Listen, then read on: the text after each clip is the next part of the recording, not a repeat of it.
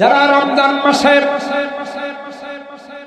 রোজা রাখবে, রাত্রির বেলায় তারাবিতে অংশগ্রহণ করবে, আল্লাহর কসম ওই কোরআনে কারীম, যে কোরআনে কারীম আপনি নামাজে দাঁড়িয়ে শুনলেন, মনোযোগ দিয়া শুনলেন, আল্লাহর কসম ওই কোরআন আল্লাহর আদালতে গিয়ে আপনার ব্যাপারে আপনার পক্ষে সুপারিশ করবে। সুবহানাল্লাহ।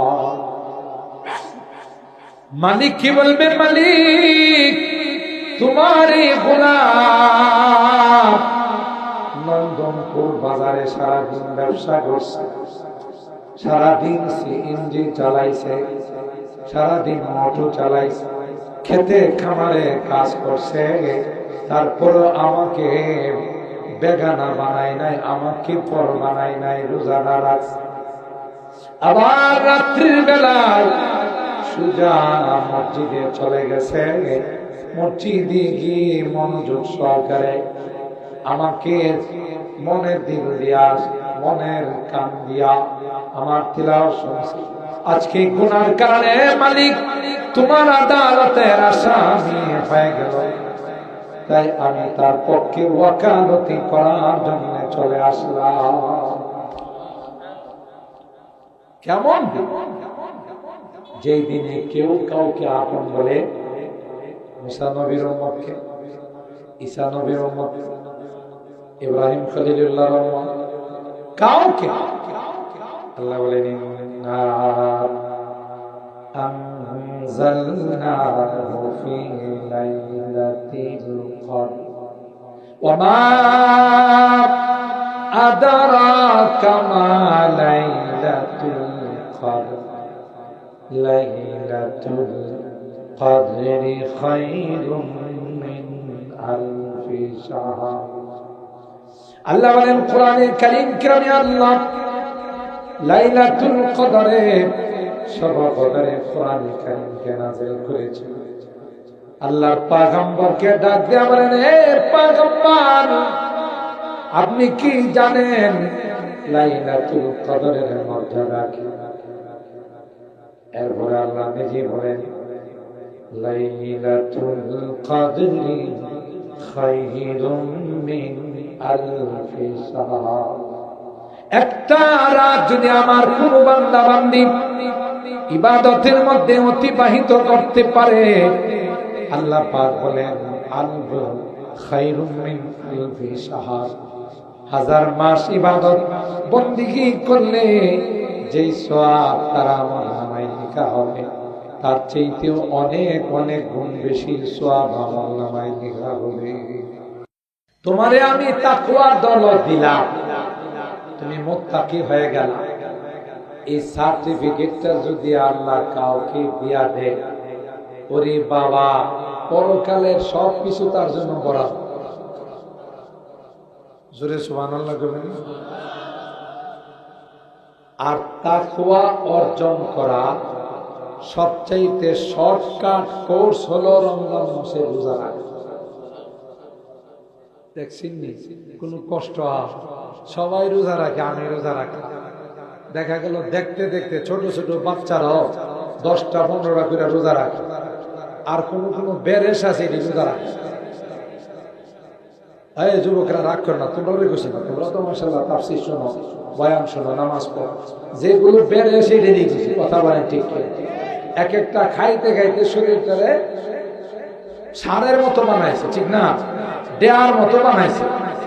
রোজা রাখ কিরে, রোজা রাখস না কাক, শরীরে ভেঙে যাবো। হ্যাঁ ভালো কথাই কইছি। হ্যাঁ শরীরটারে তাজা তাজা রাখার দরকার, হৃষ্টপুষ্ট রাখার দরকার। কবরে যাওয়ার পরে পোকামাকড় কামড়ায় যদি বুঝতই না পাও, হাড্ডি পাই কামড়ায় লাভ আছে, কথা পার। এরপরে আরো সাপ বিচ্ছু এগুলো যায় আল্লাহর কাছে অভিযোগ দিব, আল্লাহ কি খাবার দিলা, হাড্ডি ছাড়া গোশত নাই। তো এই হাড্ডি ছাড়া গোশত কিছু বানানোর দরকার আছে না? এই জন্য যারা রোজা রাখে না এরা ওই সাপ বিচ্ছুরে দেওয়ার জন্য গোশত বাড়া। কারণ গোশত কমপক্ষে সাপ বিচ্ছু খায়, যদি মজা পায় তাহলে দোয়া দিব। বলে আল্লাহ একটা খাবার দিয়েছে, সুস্বাদু খাবার। কথা বলেন ঠিক কিনা? হায় হায়, আরে নাদান, কমবক্ত বদনসিব, একটা মাস আল্লাহ রোজা ফরজ করছে, তাও তোর দ্বারা হয় না। তোর মতো বদনসিব আর হতভাগা আল্লাহর জমিনে দ্বিতীয়। ঠিক কিনা বলে? হুজুরকে নিয়ে আসেন স্টেজে। আলহামদুলিল্লাহ বলে। আল্লামা কামালউদ্দিন দাইমি সাহেব আজকের মাহফিলের মধ্যমণি, প্রধান আকর্ষণ। তিনি আমাদের মাঝে চলে আসছেন। আপনারা খুশি না বেজা? জোরে বলেন খুশি না বেজা? বলেন আলহামদুলিল্লাহ। আমাদের মাঝে তিনি কিছুক্ষণের মধ্যেই বয়ান শুরু করবেন ইনশাআল্লাহ। আমি রমজানুল মুবারককে সামনে রেখে আপনাদের খিদমতে কিছু কথা বলতেছি, এই জন্যে এখন থেকে যেন আমাদের প্রস্তুতি গ্রহণ করতে পারি। ঠিক কিনা বলেন? শবে বরাত রমজানের একটা প্রস্তুতি। আল্লাহর হাবিব বলেন শাহরু শাবান ওয়া মুকদ্দিমাতুন লিরমাদান। শাবান মাস এটা রমজান মাসের ভূমিকা। ঠিক কিনা? শবে বরাতের পরের দিন রোজা রাখছেন না অনেকে? কথা পায় না।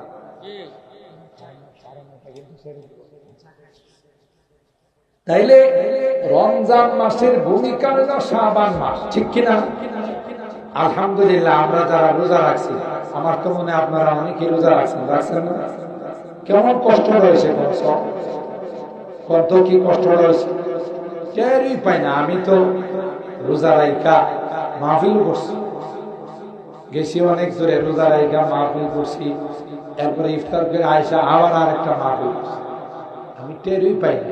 মাহফিল শেষ করে খাইছি আলহামদুলিল্লাহ। বুঝা গেল কেউ ইচ্ছা করলে সহযোগিতা করেন কে? সহযোগিতা যারা রমজান মাসে রোজা রাখবে, রাত্রির বেলায় তারাবিতে অংশগ্রহণ করবে, আল্লাহর কসম ওই কোরআনে কারীম, যে কোরআনে কারীম আপনি নামাজে দাঁড়িয়ে শুনলেন, মনোযোগ দিয়া শুনলেন, আল্লাহর কসম ওই কোরআন আল্লাহর আদালতে গিয়ে আপনার ব্যাপারে আপনার পক্ষে সুপারিশ করবে। সুবহানাল্লাহ। মালিক কি বলবে? মালিক তোমারই গোলাম নন্দনপুর বাজারে সারাদিন ব্যবসা করছে, সারাদিন সিএনজি চালাইছে, সারাদিন অটো চালাইছে, খেতে খামারে কাজ করছে, তারপরও আমাকে বেগানা বানায় নাই, আমাকে পর বানায় নাই, রোজাদার রাখছে।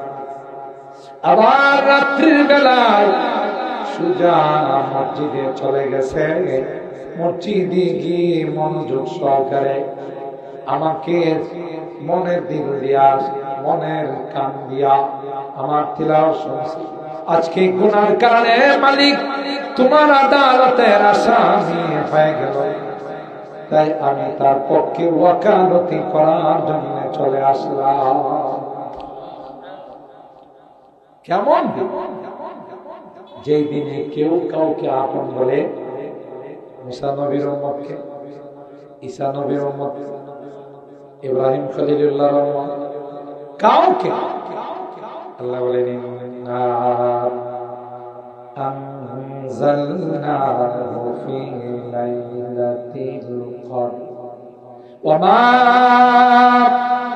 আদরাকা মা লাইলাতুল কদর লাইলাতুল কদরি খায়রুম মিন আলফি শাহর। আল্লাহ বলেন কোরআনে কারীম কিরামে আল্লাহ লাইলাতুল কদরে, শবে কদরে কোরআনে কারীমকে নাযিল করেছেন। আল্লাহর পয়গম্বরকে ডাক দিয়ে বলেন, হে পয়গম্বর আপনি কি জানেন লাইলাতুল কদরের মর্যাদা কি?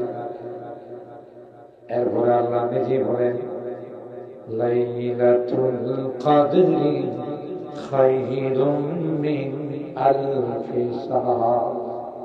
একটা রাত যদি আমার কোন বান্দা বান্দি ইবাদতের মধ্যে অতিবাহিত করতে পারে, আল্লাহ পাক বলেন খায়রুম মিন আলফি শাহর, হাজার মাস ইবাদত বন্দেগী করলে যেই সওয়াব তার আমলনামায় লেখা হবে তার চাইতেও অনেক অনেক গুণ বেশি সওয়াব আমলনামায় লেখা হবে।